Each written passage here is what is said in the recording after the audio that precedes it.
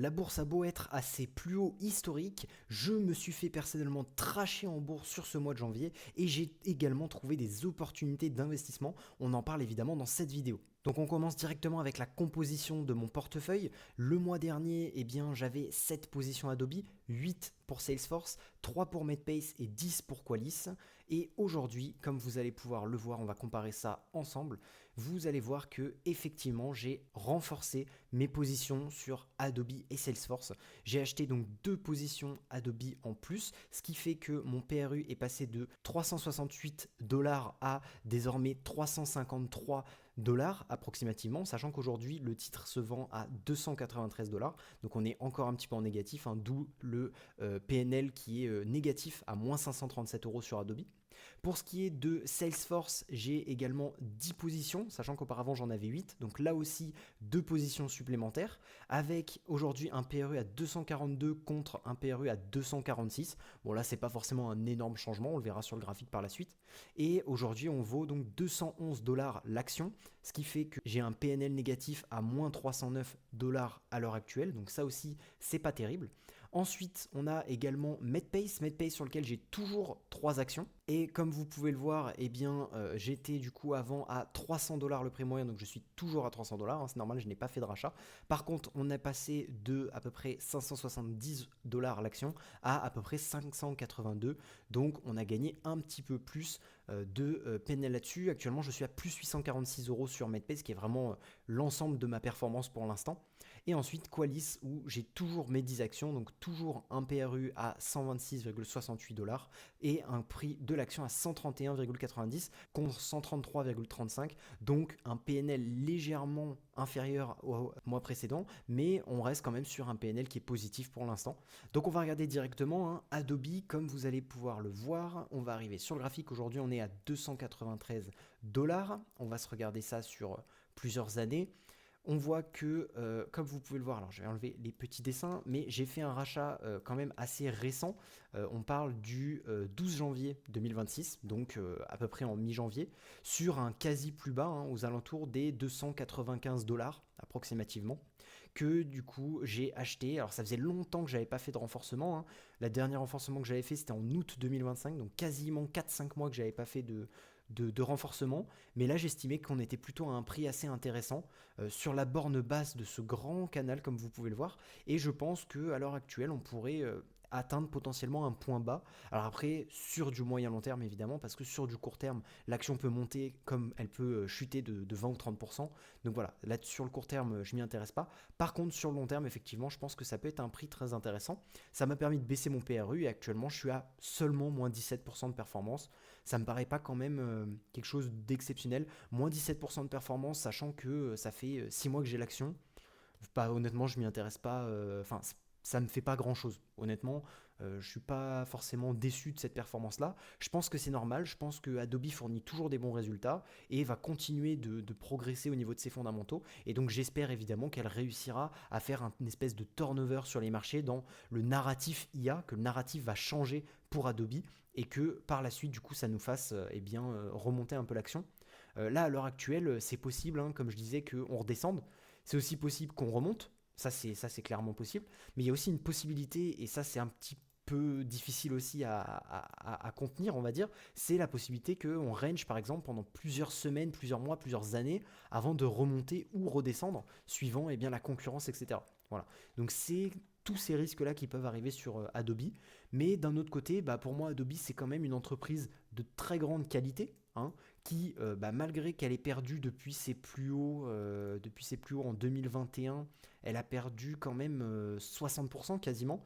Mais voilà, pour moi, c'est une entreprise d'excellente qualité avec une très belle croissance, une croissance du free cash flow, donc du cash, pareil, qui est exceptionnelle. On était il y a 10 ans à 84,5% de marge, on est aujourd'hui à 89% de marge brute.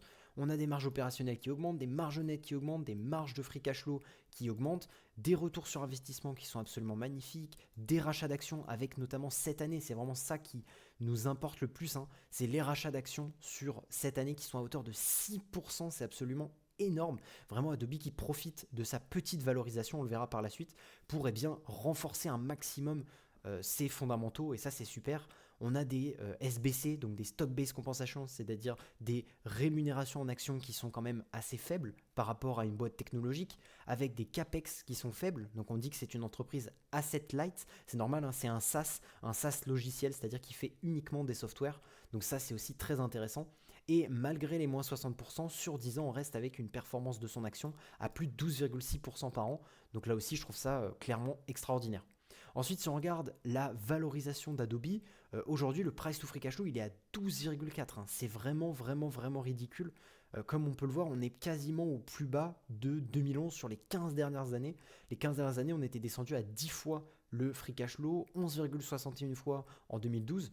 Et si on regarde sur les 20 dernières années, c'est à peu près pareil. Hein. On n'est jamais descendu sur les 20 dernières années en dessous de 10 ou en dessous de 9,5, on va dire. Là, aujourd'hui, on est à 12. Même si on descend à 9,5 ou quoi que ce soit, ce serait pour moi une superbe opportunité de rajouter encore une fois. Parce que oui, Adobe, elle est dans le mal actuellement, mais elle fait encore de la croissance, elle a des chiffres magnifiques, on sait qu'elle peut faire quelque chose de grand grâce à son IA, etc. Donc voilà, c'est vraiment une boîte magnifique et je pense qu'elle peut vraiment sortir son épingle du jeu.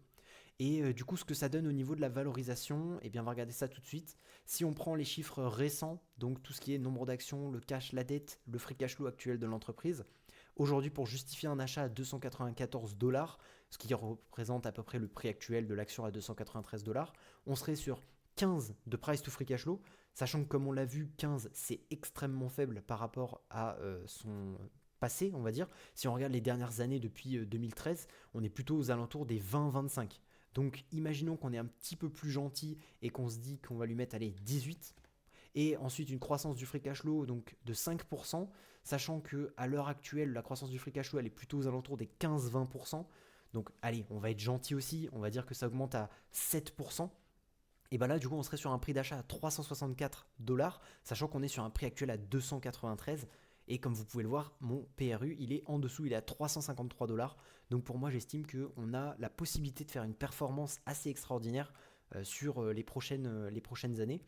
Surtout que si on remet du coup les hypothèses, on va dire, du marché, c'est-à-dire un price to free cash flow de 15 et une croissance du free cash flow de 5% par an seulement, ça voudrait dire qu'on ait un prix d'achat à 294. Et là, pour le coup, bah, effectivement, ça paraît des hypothèses quand même ultra sécurisées, avec une marge de sécurité quand même qui est extrêmement importante.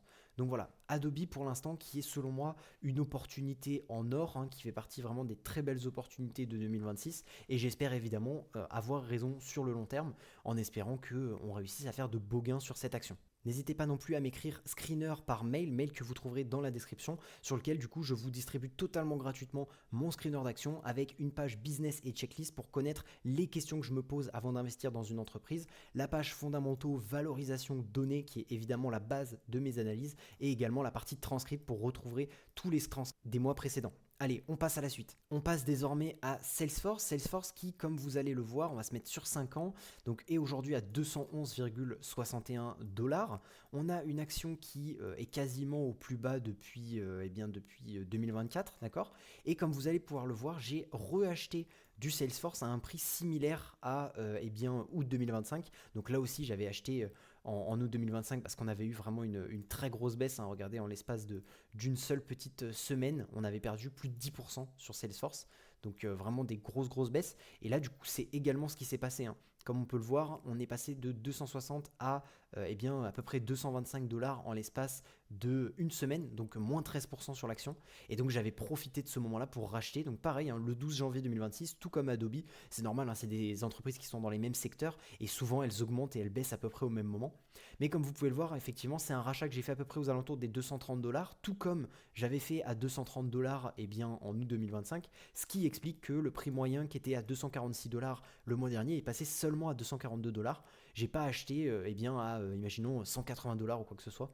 J'ai acheté quand même assez haut pour la simple et bonne raison que je voulais simplement me renforcer ma position sur Salesforce. Donc désormais j'ai 2420 euros investis contre 3180 euros pour Adobe. Donc voilà, j'estime que Salesforce, je vais pouvoir continuer potentiellement de faire ma position petit à petit. Mais voilà, peut-être qu'il faudrait que j'attende un prix un peu plus intéressant. Là, comme on peut le voir, on a dépassé cette petite ligne à 230 $, on est passé en dessous. Aujourd'hui, on est plutôt aux alentours des 220. Donc c'est possible que l'action fasse ça, au même titre que c'est possible que l'action fasse ça et qu'elle puisse faire ça évidemment. Mais si elle part à la baisse, eh ben, j'en rachèterai évidemment vers les par exemple 190 $ et potentiellement vers les 130 $, etc. Si jamais évidemment le marché est prêt à me vendre du Salesforce à ce prix-là. En tout cas, j'ai moins 12,7%. Donc là aussi, c'est une performance qui est négative, certes, mais qui est quand même assez faible. Il faut quand même partir du principe que j'ai du Salesforce depuis uniquement juillet 2025. Donc ça fait 6 mois seulement que j'ai du Salesforce en portefeuille. Donc faire moins 12% en l'espace de 6 mois, ça ne veut pas dire qu'en 10 ans, je ne vais pas faire une performance positive, hein, clairement pas. Donc voilà, très intéressant, Salesforce actuellement, qui est aussi une très belle opportunité, hein. Si on regarde en termes de valorisation, on va se mettre sur Salesforce, donc CRM, qui est aujourd'hui à 15,67 fois le free cash flow. Et comme vous allez pouvoir voir, sur les 20 dernières années, le plus bas qu'on avait eu, c'était en 2008 à 22,6 et aujourd'hui, on est à 15,67. Donc ça ne veut pas dire qu'on reviendra sur des valorisations passées, aux alentours des quasiment 30-40, mais ça veut quand même dire que Salesforce est potentiellement un petit peu en négatif dans la pensée des investisseurs, et ça veut dire surtout que ça peut être très intéressant d'investir maintenant. De toute manière, moi, plus je vois un secteur qui est dans le mal, plus je me dis qu'il faut investir là-dedans, surtout si on a des magnifiques entreprises comme ça. Parce que pour rappel, Salesforce, c'est quand même une entreprise qui évidemment répond à tous mes critères, hein, avec une croissance qui est absolument magnifique, des marges qui sont vraiment belles, des retours sur investissement très très forts, des SBC qui ont vachement diminué et qui sont déjà beaucoup plus raisonnables ces dernières années, des CAPEX qui sont très faibles également parce que c'est un SaaS cloud comme Adobe, une entreprise qui n'est pas endettée et évidemment une performance sur 10 ans qui est très élevée, légèrement plus faible que Adobe, mais ça ne veut pas dire que dans le futur ce ne serait pas plus intéressant. Donc Salesforce, une entreprise qui je trouve pourrait être également une très belle opportunité pour 2026, que du coup j'ai acheté et renforcé ce mois de janvier et que je n'hésiterai pas à renforcer évidemment si on continue de baisser au fur et à mesure. Et en termes de valorisation, du coup, qu'est-ce que ça donne aujourd'hui? Là, comme on peut voir, si on part sur ces hypothèses de croissance, c'est-à-dire à peu près 8%, on va dire, de croissance du free cash flow et 19% de price to free cash flow sur les 10 prochaines années, sachant que la croissance du free cash flow, on est plutôt aux alentours des, comme vous pouvez le voir, 25-28, ce qui est quand même très élevé, hein. On ne fera pas 25% de croissance du free cash flow sur les 10 prochaines années, mais on peut se dire que 8% c'est quand même extrêmement faible, sachant qu'on reste sur un chiffre d'affaires qui a plus de 10% sur les 5 dernières années. Donc 8%, ça paraît quand même relativement conservateur. Et on a un price to free cash flow à 19, sachant que, comme vous pouvez le voir là, le 20, on l'a quasiment jamais touché, hein. C'était la première fois en 2025 qu'on touchait les 20. Donc si on reste approximativement au 19, ça me paraît quand même être très très très clairement sous-évalué. Après, si on est un petit peu plus gentil, un petit peu plus dans les données historiques, là potentiellement qu'on aurait des performances un peu plus intéressantes. On pourrait par exemple se dire un price to free cash flow à 23 et une croissance du free cash flow à aller 12%. Voilà, ça ce serait déjà beaucoup moins sécuritaire, beaucoup plus optimiste, mais ça peut être quelque chose de possible. Et dans ce cas-là, on aurait un prix d'achat aux alentours des 328 $, sachant qu'aujourd'hui, on est plutôt aux alentours des 200-210 $. Donc voilà. Et dans ce cas-là, dans cette hypothèse-ci, on pourrait se dire que par exemple, on se fait, oui, donc voilà, 15% par an, 16% de performance par an, 17, allez, 19 peut-être. Ouais, c'est ça, à peu près 18-19. On aurait, si on garde des performances quand même assez optimistes, mais qui sont quand même faisables, eh bien, on peut avoir 18% de performance sur les 10 prochaines années, ce qui serait quand même une très, très, très, très, très belle performance. Donc voilà, moi, je préfère quand même être beaucoup plus sécurisé en me disant 19 avec 8,3, ce qui correspond à peu près au prix d'achat de 230 $, sachant que moi, aujourd'hui, j'ai 242 $. Alors 242 $, ce serait peut-être plutôt 9%. Voilà, 240 $, ce serait à peu près 9% et on va dire 20 fois le free cash flow, ce qui serait relativement faisable sur du long terme. J'estime que on est moins sur une giga opportunité comme Adobe, mais on est quand même sur une très belle entreprise qui, selon moi, n'a pas trop de peur à avoir sur l'IA, qui justement s'en sort plutôt bien avec ça.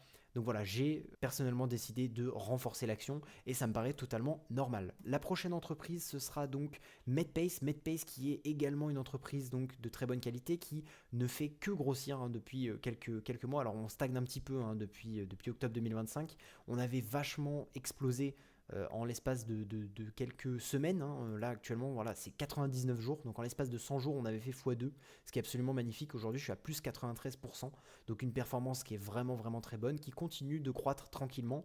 Donc je ne vais pas passer 10 ans dessus, hein. MedPay ça se passe bien, on est sur une entreprise qui quasiment répond à tous mes critères sauf au niveau de la marge brute, mais c'est pas un red flag selon moi, hein. Aujourd'hui on a une marge brute qui est relativement ok, et c'est surtout que tous les autres critères sont très bons, très intéressants. Et si on s'attarde sur la valorisation de MedPace, on est aujourd'hui à 24 fois le free cash flow, ce qui n'est pas non plus si énorme que ça, hein. Voilà, on voit que c'est quand même sur une borne hausse, hein. On voit que 25 c'est quand même parmi les 3 plus grosses valorisations sur les 20 dernières années, enfin depuis 2016 quoi. Donc on voit qu'on a eu 2021 qui était très haut, 2024 très haut, et là 2025 où on est quand même assez haut, mais on voit que 25 c'est pas non plus quelque chose de phénoménal. Après il faudrait évidemment acheter plutôt MedPace vers des 15, 14, ce serait peut-être plus intéressant sur des médianes un peu plus faibles, mais en tout cas 25 aujourd'hui ça paraît pas complètement fou. Et si on regarde la valorisation de l'entreprise, effectivement on se rend compte que c'est pas tant que ça. Si aujourd'hui on se dit que l'entreprise, alors en termes de fondamentaux elle a fait 23, 24, 18, donc on voit quand même peut-être un petit ralentissement, on pourrait se dire qu'elle peut encore faire sur du long terme, allez, 12-13% de croissance du free cash flow, on va se mettre à 13, et si on se met à 20 fois on serait à 560, donc on voit que on est à peu près sur une value qui est quand même assez juste, hein, une valeur qui est assez juste. Je pense que l'entreprise, si elle perd 10-15%, ça pourrait être un point d'entrée. Ce ne serait pas une aussi belle opportunité que moi je l'ai eu parce que j'ai déjà fait x2 sur l'entreprise. Mais voilà, il faut quand même se dire que moi je l'ai acheté à 300$. 300$, c'était quelque chose comme 8% de croissance avec 15 fois le free cash flow. Non, même pas. Peut-être 6. Voilà, comme vous pouvez voir, c'était 5 fois le free cash flow et 15 de price to free cash flow, tout comme Adobe, hein. Comme vous pouvez le voir, à peu près la même hypothèse qu'Adobe, et comme vous pouvez le voir, on a fait donc x2 en l'espace de 100 jours, ce qui est quand même assez extraordinaire évidemment. Mais je pense que si déjà on se fait par exemple du 20 et du 13%, ou voire même 12%, on peut dire que à peu près aux alentours des 500-550$, MedPace pourrait être une opportunité sur le long terme qui pourrait être très intéressante si on croit évidemment en la qualité et la beauté du business évidemment. Donc voilà, à voir évidemment selon vos avis. Et la dernière action que j'ai en portefeuille actuellement, c'est Qualys. Qualys donc à 131,90$. Comme vous pouvez le voir, donc je n'ai pas renforcé. Mon dernier achat et mon premier achat seulement, c'était en octobre 2025. Je n'avais pas racheté parce que d'un coup, en fait, on avait explosé à la hausse. Et là, aujourd'hui, on commence à atteindre des prix qui sont assez similaires. Donc peut-être que je serai prêt à augmenter mes investissements en renforçant l'action, hein. Aujourd'hui, on n'est que à plus 4%. Donc si on retourne peut-être à peu près aux alentours des 130, 120$, ouais, ça pourrait être quelque chose d'intéressant. Surtout que aujourd'hui, Qualys, on n'est pas non plus sur une entreprise qui est ultra chère, hein, comme Salesforce et Adobe, on est à 17,64. Donc 17,64 c'est quand même assez faible. Si on regarde sur les 20 dernières années, donc depuis 2013-2012, on a eh bien un price to free cash flow qui n'a jamais été aussi faible. La dernière fois qu'il a été aussi faible, c'était en avril, et on était à 17,77. On est aujourd'hui à 17,64. Et si on regarde surtout au niveau de la valorisation, eh bien on se rend compte qu'on est quand même sur des chiffres qui sont très faibles, hein.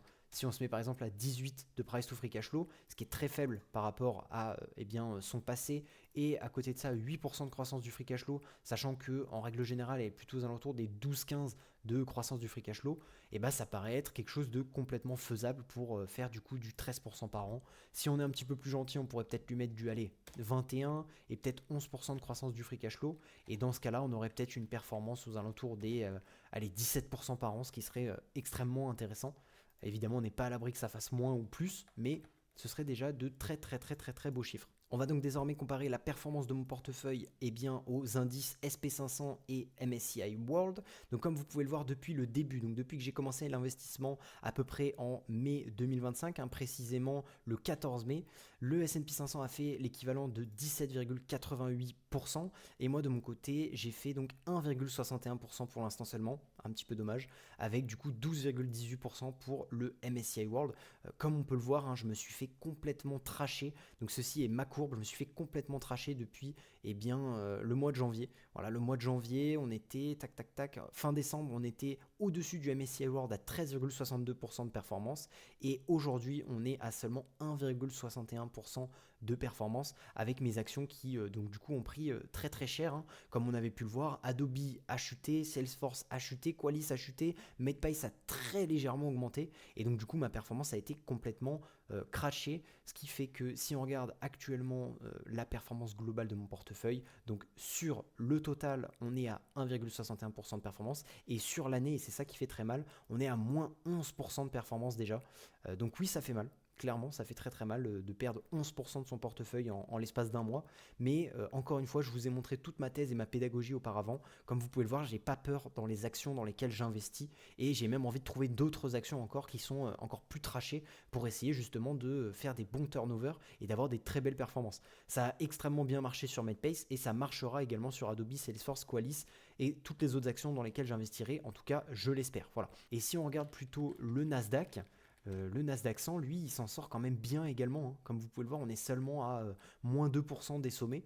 Donc, il y a quand même une certaine différence entre des gros crashs sur certaines actions et le marché qui s'en sort plutôt bien. Donc, est-ce qu'on a un effet un petit peu de retard? Peut-être, je ne sais pas. En tout cas, voilà pour ma performance du coup de 2026 pour l'instant à l'heure actuelle. Et évidemment, j'espère que ça évoluera à la hausse. On termine la vidéo avec deux actions ultra intéressantes qui pourraient bien, être dans mon portefeuille d'ici très peu de temps, très honnêtement. La première étant l'entreprise Fiserv. Alors Fiserv, j'ai déjà fait du coup l'analyse, hein, donc c'est une fintech d'infrastructure critique spécialisée dans le traitement des paiements et les logiciels financiers pour les banques. Donc tout simplement, elle opère sur deux segments. Le segment Financial Solutions, qui est du coup à peu près 45% du chiffre d'affaires. Donc ça va être des logiciels bancaires. C'est vraiment son cœur de métier avec notamment toute la gestion des comptes clients, les virements, les cartes bancaires, la conformité, etc. etc. Donc ça, c'est vraiment le cœur de métier. L'entreprise Fiserv, c'est ça de base.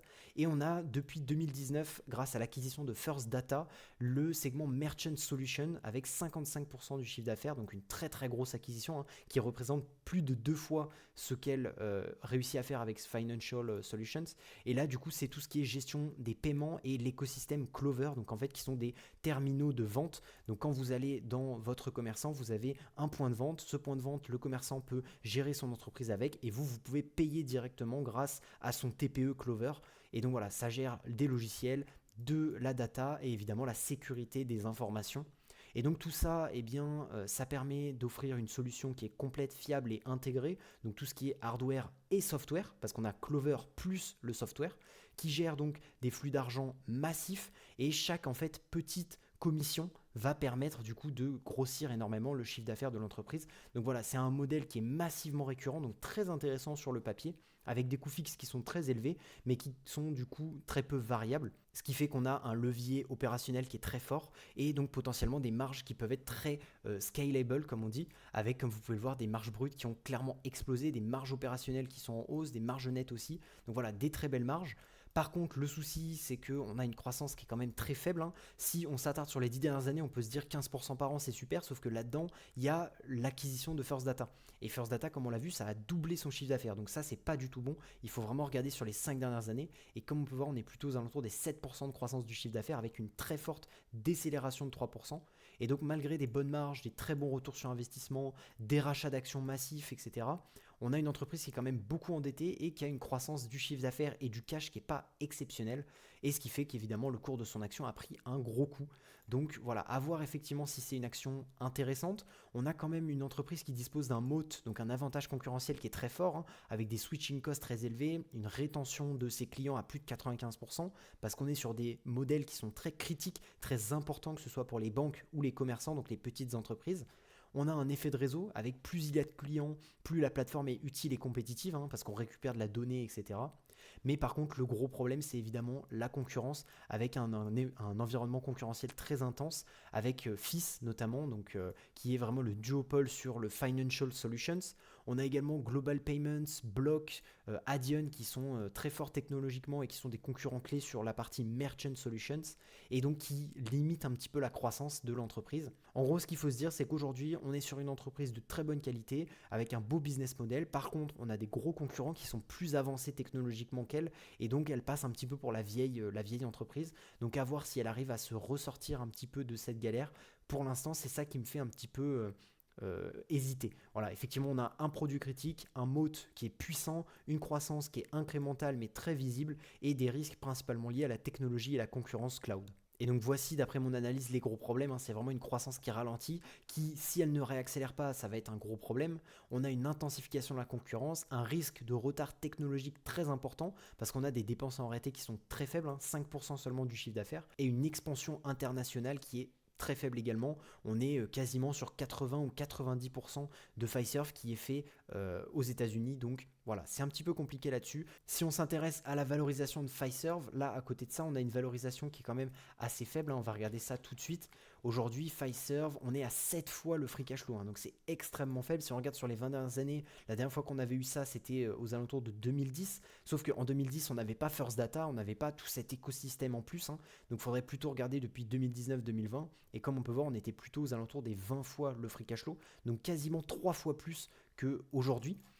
Donc moi j'estime qu'aujourd'hui le price to free cash flow va augmenter. Donc je pourrais mettre par exemple 16 de price to free cash flow.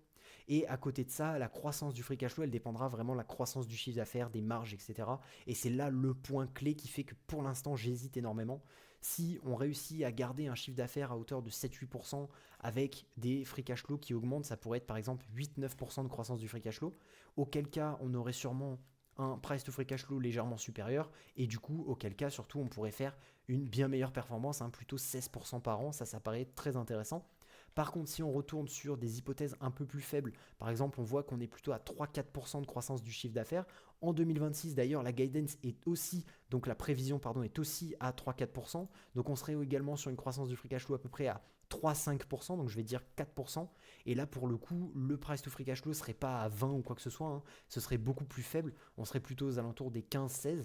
Et donc, du coup, même si la valorisation serait en x2, hein, qui passerait de 7,5 à potentiellement, comme je disais, 15-16, on aurait un prix d'achat à 13% et donc une surévaluation encore de 15-20%. Donc voilà, toutes ces choses qui me font dire que ça peut être une entreprise très intéressante, mais qui potentiellement a quand même des gros risques.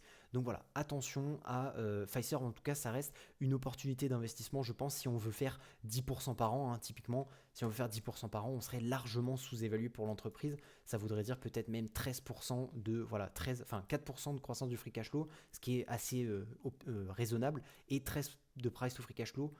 Là, on serait quand même sur un prix qui serait très intéressant pour faire 10% de croissance. Donc voilà, j'estime que c'est une entreprise à acheter, mais est-ce que réellement elle est à acheter pour battre le marché? Ça dépendra évidemment de la croissance qu'elle est capable de produire. Enfin, la dernière action qui m'intéresse énormément, c'est Intuit. Intuit qui est une entreprise dans tout ce qui est les logiciels de gestion pour les petites entreprises et les indépendants, et également pour ce qui est dans la fiscalité américaine. Donc c'est très intéressant, du logiciel SaaS tout comme Adobe et Salesforce, avec des croissances qui sont magnifiques, croissance du free cash flow pareil, on a des marges qui sont exceptionnellement hautes, des retours sur investissement très très bons, des rachats d'actions qui sont réalisés depuis 2023, hein. On a vraiment un changement dans la perception du business par les dirigeants, avec désormais des retours pour les actionnaires très forts. Attention cependant au SBC qui augmente quand même pas mal, hein. On passe de 17 à 32 sur 10 ans et désormais maintenant. Donc attention à ce chiffre là, par contre il est quand même vachement rattrapé par le CAPEX qui est très très faible. On est aussi sur une entreprise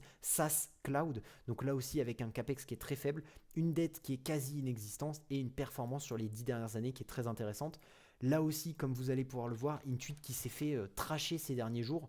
Donc là, si on regarde par exemple sur les 5 dernières années, on était monté à plus de 750$, même 785$, pardon, en juillet 2025. Et depuis, on a perdu 36,5%. Vous voyez qu'on n'était jamais descendu aussi bas depuis 2023. En termes de valorisation, Intuit, ça donne une valorisation qui est encore un petit peu cher, mais quand même vachement plus intéressante, hein. 22 de price to free cash flow, c'est beaucoup plus intéressant quand on l'avait par exemple en juillet à 37 ou 38 fois le free cash flow. Et sur les 20 dernières années, voici ce que ça donne, hein. Comme on peut le voir, depuis 2016, on n'a pas eu de price to free cash flow aussi faible.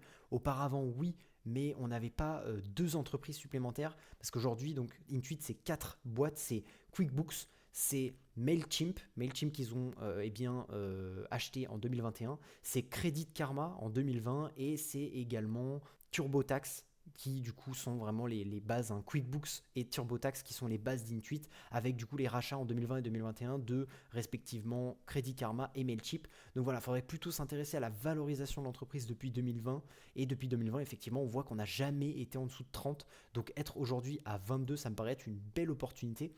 Surtout que, comme on le voit, on a une entreprise de très belle qualité qui, selon moi, n'a pas de réel problème avec l'IA. Justement, elle peut l'utiliser pour favoriser son entreprise plutôt que réellement en avoir peur, tout comme Adobe, tout comme Salesforce. Et donc, si on regarde la valorisation de l'entreprise, on rentre donc évidemment le nombre d'actions, le cash, la dette et les cash flows futurs. On voit que actuellement, pour faire donc 13% par an au prix actuel, il faudrait une croissance du free cash flow de 10,5% et un price to free cash flow de 23.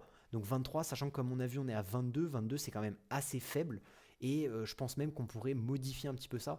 Comme on peut voir sur les dernières années, on est plutôt aux alentours des 15, 20, voire 30% de croissance du free cash flow. Évidemment, ça ne va pas durer sur 10 ans, mais je pense qu'on pourrait être peut-être un peu plus gentil, par exemple en mettant 12% de croissance du free cash flow et du coup peut-être un price to free cash flow un petit peu plus faible à 20 pour essayer d'avoir par exemple voilà, 21 du coup pour avoir un prix relativement intéressant. Et si justement on se dit que l'entreprise elle est plus optimiste, on va dire sur l'avenir, donc on pourrait se dire peut-être 13% de croissance du free cash flow avec un price to free cash flow qui augmente à peut-être aller 24-25. Et là pour le coup je pense que voilà on pourrait faire quasiment 15 voire peut-être 16, non ouais 15% de croissance sur les prochaines années. Donc voilà, on n'est pas sur une entreprise qui s'est complètement fait tracher et qui vaut rien comme Adobe ou Fiserv, mais on est sur une entreprise de très belle qualité qui réussit à fournir de la valeur pour ses actionnaires et qui peut nous permettre de faire de très beaux chiffres sur les prochaines années. Donc là aussi, Intuit qui m'intéresse fortement, il faut juste que je termine mon analyse. Aujourd'hui, j'ai déjà fait l'analyse de la concurrence, du business et du moat de l'entreprise, mais je n'ai pas fait la croissance future parce que c'est important. Est-ce que Intuit va réussir à gérer 12% de croissance du free cash flow sur les 10 prochaines années? C'est là qu'est toute la question selon moi, sachant qu'on a très peu de concurrence. Donc voilà, Intuit qui potentiellement peut rejoindre mon portefeuille d'ici les prochains jours. Je vous tiendrai au courant évidemment dans la prochaine vidéo qui arrivera donc début mars pour la suite de mon analyse de portefeuille. C'est tout pour cette vidéo. N'oubliez pas que vous pouvez récupérer mon screener d'action complet. Il sera totalement gratuit, je vous l'enverrai. Il suffit de m'écrire screener par mail et je vous le donnerai totalement gratuitement avec quelques petites surprises en plus évidemment.